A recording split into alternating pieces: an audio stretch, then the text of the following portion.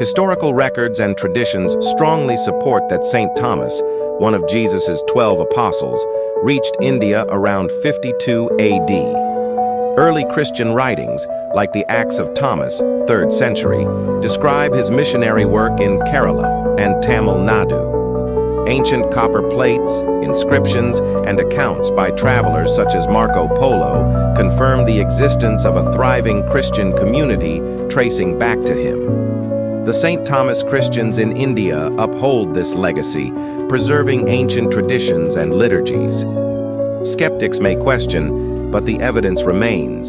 His martyrdom in Millipore and the enduring faith of millions testify to his journey. Nellore నుండి మనం tour రావడం జరిగింది.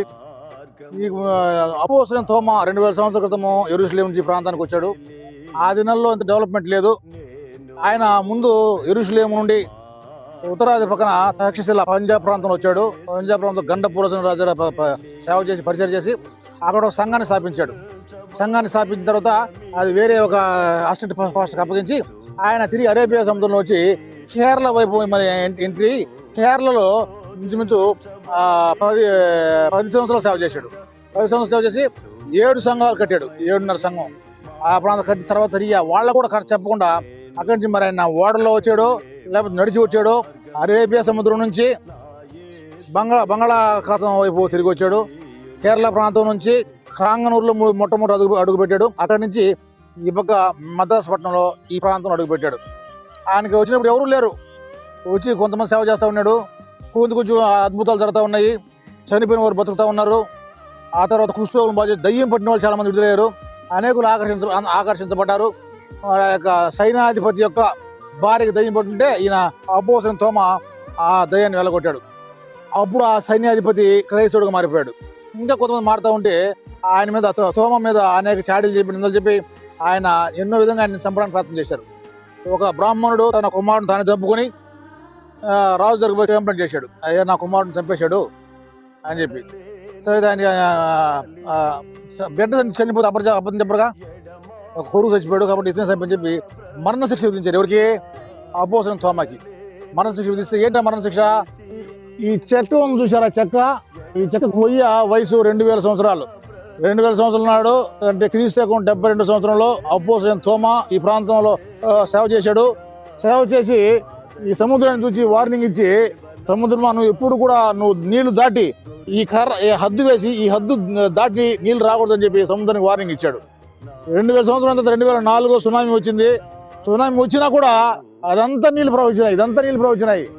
కానీ కర్ర దాటి సముద్రం యువతలు రానేలేదు. అంతే ఆ దేవుని సేవకుడు యొక్క ఆజ్ఞ. సముద్రం కూడా ఆ మాట విన్నది. దేవుని సేవకుడు యొక్క మాటను దేవుడు ఏ విధంగా గౌరవిస్తాడు చూడండి. దేవునికి మహిమ కలుగును. Hallelujah, hallelujah. Thank you, God bless you. Nellore నుంచి మనం వచ్చినందుకై దేవాదేవుడు మీ అందరి కుటుంబాలను దీవించును కాక. ఆమేన్. హల్లెలూయా, హల్లెలూయా. వెళ్ళి తోమా గారి సంపాదన చూద్దాం పదండి. Very good, thank you. ఇటు పోవాలి, ఎట్ట రాలి, వెళ్ళిపోతే వెళ్దాం పదండి. ఇటు కాదు, ఇటు పోతే సముద్రంకి వెళ్ళిపోతారు. ఇటు 2000 సంవత్సరాల క్రితము ప్రభువు యేసుక్రీస్తు దాసుడు ఈ ప్రాంతంలో నివసించేవాడు. ఆ గుహలో నివసించేవాడు. ఆయనకి ఎండాకాలంలో ఆయనకి నీరు దొరకడం కష్టమైంది. ఏటికి పోయిన అడిగితే శత్రువుగా చూసేవాడు ఆయన్ని. ఆయన ఈ ప్రాంతంలో వచ్చి ఈ యొక్క రాయిని తవ్వి 8 వెలుగులు తవ్విన తర్వాత ఆ 8 వెలుగులు తవ్వితే ఆ రాయిలోంచి నీళ్లు ఒల్లిపుకింది. ఆ నీళ్లు తాగుతూ జీవించాడు ఆయన తవ్వినటువంటి ఆ యొక్క బండలో నీళ్లు 2000 సంవత్సరాలు ఈ రోజు కూడా వస్తున్నాయి. దానిలో నీళ్లు కొడుతుంటాయి. అది చెత్త ఆకులు పడతాయని ఆయన మెష్ చేసి ఉన్నారు. కనుక ఆయన తోమా చేత తవ్వినటువంటి ఒక బండలో తవ్వినటువంటి ఊట ఇది. ఈ ఊట నీళ్లు ఆ రోజు నుంచి ఈ రోజు వరకు 2000 సంవత్సరాల నుంచి నీళ్లు ఊరుతూనే ఉన్నాయి. చాలా మంది వాటిని పట్టుకుపోతున్నారు అని చెప్పేసి వాటిని పైన మెస్ చేస్తున్నారు. ఇది ఒక అద్భుతంగా దేవుడు మన ఈ ప్రాంతంలో పెట్టున్నాడు.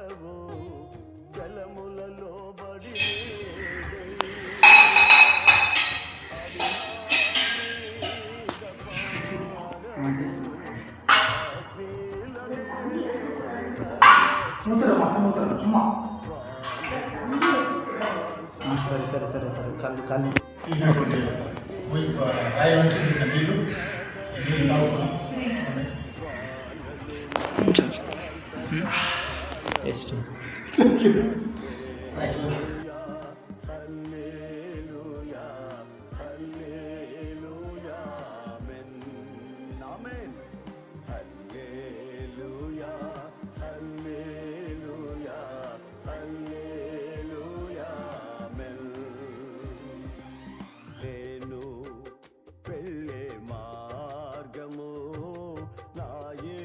బ్రతుకే తెలియదే.